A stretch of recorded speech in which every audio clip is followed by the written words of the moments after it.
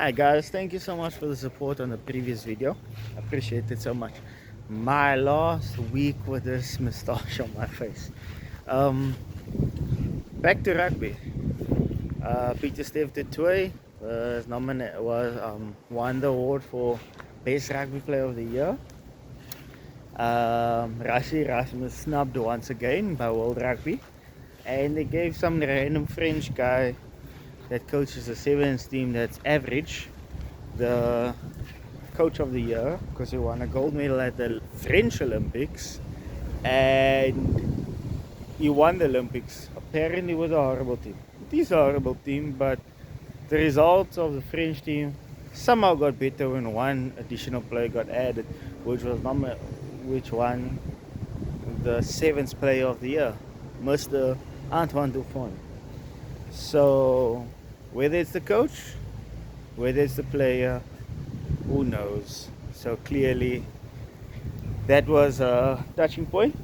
Springboks won once again. They didn't have to get out of cruise control.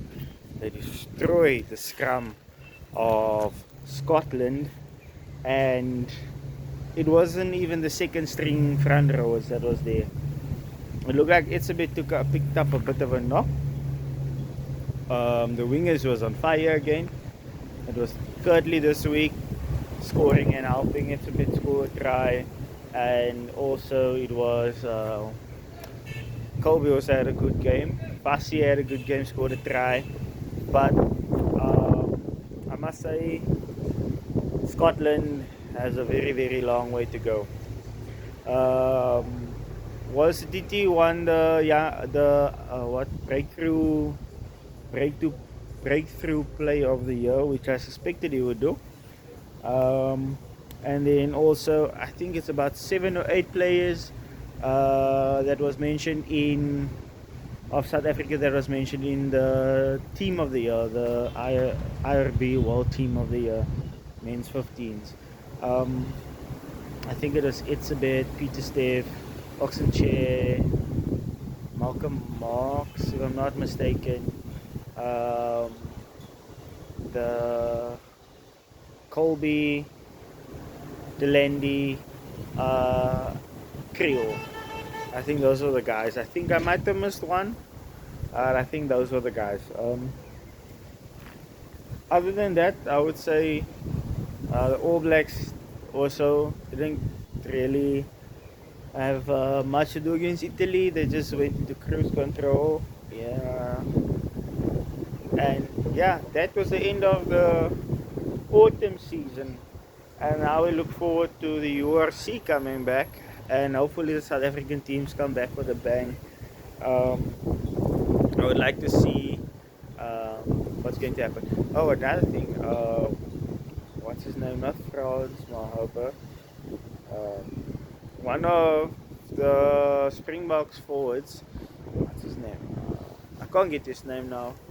But just keep him in your prayers. Steven Kitshoff, there we go. He went for spinal fusion in his neck. He had to get surgery and don't know how long he will be out. It's a long road to recover for him. And the position that he plays is a position that puts a lot of strain on your neck. Obviously your back as well, but your neck mainly. So let's hope that all goes well there for him. He said that the surgery was a success and now it's a long road to recover for him. So let's hope that all goes well there. And then like I said, we head over to the URC. He got injured in the Karika. That happened just before the URC started.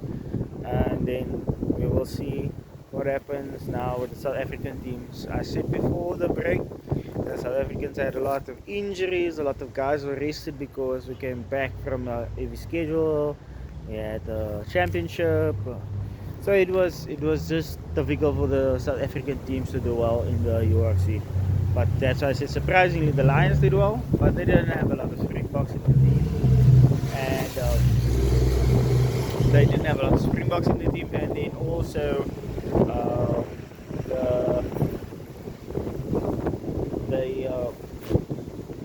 the Bulls did well. Bulls did okay, but the Bulls wasn't playing before rugby anyway.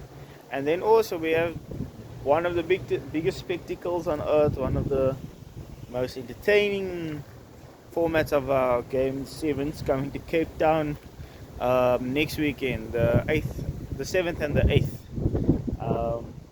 Let's see how the Blitzbokke does. Blitzbokke surprised us in the Olympics by winning bronze. They almost didn't qualify for the Olympics. They were struggling so much. It was quite difficult to watch him play. After having started the year amazingly, they started, I think, by winning the Dubai Sevens, and then they just had a massive fall off. So, yeah, Ireland,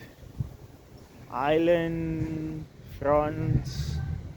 I think they should be happy with how the year ended. I think Ireland expected more from the end of year tour. They weren't as good. They got lucky against Argentina. They got beat by the All Blacks. But the positive that they can take is that they beat South Africa in South Africa. And I don't know what positives Wales could take. Maybe the fact that they scored 2 tries against South Africa. The stats was alarming. It was crazy. In the first 20 minutes, I think South Africa had about like 80% of the ball, and they just kept going wave after wave. My try of the match was the one of Franco Mostert. If you look at it in slow motion, or not even in slow motion, you just look at it, but you keep your eye on Franco Mostert. That entire setup. Africa runs the ball from corner to post, corner to corner. Colby sets up, they lay it off, and Mostert runs on the line of the ref. But before that, he's walking and he's placing himself, and then he sees what's happening and he runs onto the ref and scrum off past him and put him in the hole. I think the Hendricks brothers did okay. It's at the halfback pairing. Flyov nearly scored on debut with his brothers. Oh, he did score on debut, but he was supposed to score before that already. His brother gave like a little kick over the rack and he ran but knocked it on. So South Africa looks to be blessed in those positions. The takeaway point for the Springboks is they played 51 different players this year, and that is scary. The fact that they didn't have to even play all their best players at right throughout the season. They could pick and choose and put this person in, and they are building a massive squad so that by the time the World Cup comes again, you would be thinking these guys have been playing for years and years. But Russie is doing an amazing job by bringing in the young guys, bringing them in while this experience, and then you will just see how they take over. I thought that they were going to make a lot of changes for the Wales team, but not so much actually. I think it was just mainly in the front row and then on the bench as well. Whereas from Scotland to England there was a lot of changes made, so I was surprised by that. But like I said, South Africa is a scary. The other teams must be worried and wondering what next, where to from here, knowing that South Africa has so much firepower in the arsenal. I thought they were going to play again. I thought they were going to play Mapimpi. But those guys are not even getting into the team. Willie LaRue didn't play again. Pollard started off the bench and Pollard came on at center. He didn't even come on as 10. Faf de Klerk didn't play this year. I'm finding it amazing. Oh, he played, but like right in the beginning in the friendlies, and I think he played one of the games against Ireland, and he got a concussion, and he was done for the year after that. I'm finding it amazing that South Africa has so much depth. Like I said, I'm looking forward to the sevens. Next time I'm speaking to you, it will probably be about that, and then about what to expect in the Dubai sevens, and then the URC that will be happening.